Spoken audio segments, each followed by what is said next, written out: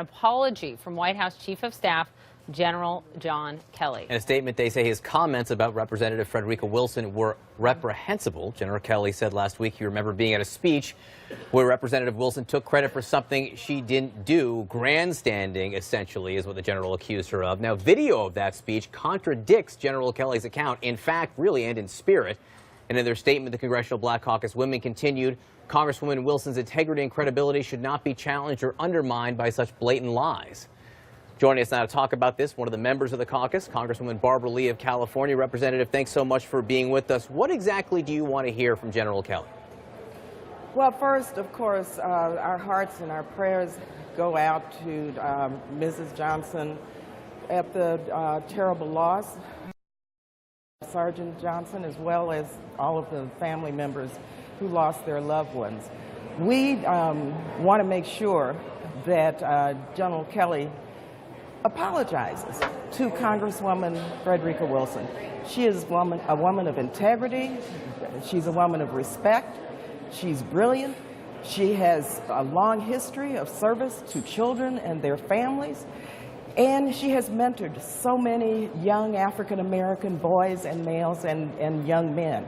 And I just have to say, what he said and how General Kelly conducted himself against this woman in terms of trying to malign her character is reprehensible, and he needs to apologize, and he needs to do it right away. I will say she gave about a 9-minute speech there at that dedication of that building in Florida. Almost 4 minutes of that speech were spent, giving effusive praise to the 2 fallen FBI agents that the building was eventually named after.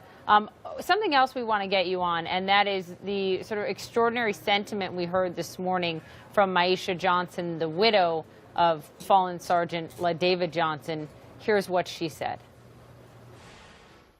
I heard him stumbling on trying to remember my husband's name. And that what hurt me the most, because if my husband is out here fighting for our country and he risks his life for our country, why can't you remember his name? So the president responded to that just minutes later, and here's what the president writes. Let's pull it on screen for you. I had a very respectful conversation with the widow of Sergeant LaDavid Johnson and spoke his name from the beginning without hesitation. So he's saying what she said didn't happen. What's your response? Mrs. Johnson is a widow in mourning, and I believe her. I believe Congresswoman Wilson. We need to reach out. The president needs to stop it. This is a moment of grief. It's a moment of mourning. We need a full investigation, first of all. We need to understand what took place, how it took place. I've been calling for a new authorization to use force, a debate and a vote on the floor. We have no idea, and so these investigations must go forward. And it is just horrible. It's sad. It's unbelievable that the commander-in-chief could perform and act in this way. General Kelly needs to offer an apology right away, and we need to move forward with this investigation. And the president, unfortunately, has shown who he is once again, and it's very, very tragic. So on that subject of who he is, because, look, if you watch the speech that Representative Wilson gave in 2015, it is not how General Kelly described it. He was wrong in his description of that. The question is, why was he wrong? What were his motivations? And one of the things that Representative Wilson has suggested is that some of his comments were racial or racist. And she even told the New York Times that the White House itself is full of white supremacists. Now, that's a very serious charge. Do you agree with that? We don't know what his motivations were. We don't know why he won't apologize. That's the point. He needs to apologize. When you look at this White House, they put Steve Bannon and Steve Miller and Gorka in.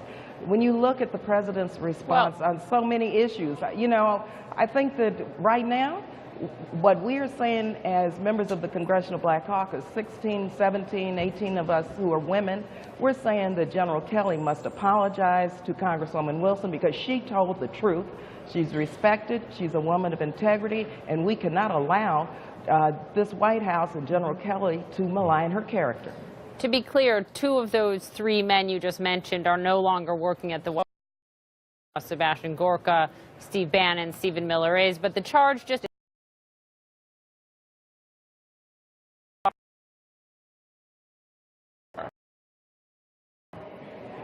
What Congresswoman Wilson has said and what she believes reflects what many of us see as the policies of this White House. When you look at what they're doing in terms of rolling back civil rights, human rights, when you look at the attacks on African Americans and other people of color, when you look at their immigration policy, when you look at their backwards policies as it relates to our young immigrant children, when you look at the terrible, terrible initiatives of Jeff Sessions now trying to target, as they say, quote, black extremists, when you look at the FBI and what's taking place, you have to really question the direction of this White House, and do they really believe in equal justice under the law, and do they really care about people of color, and do they care about freedom and justice for everyone, one nation under God, indivisible, with liberty and justice for all.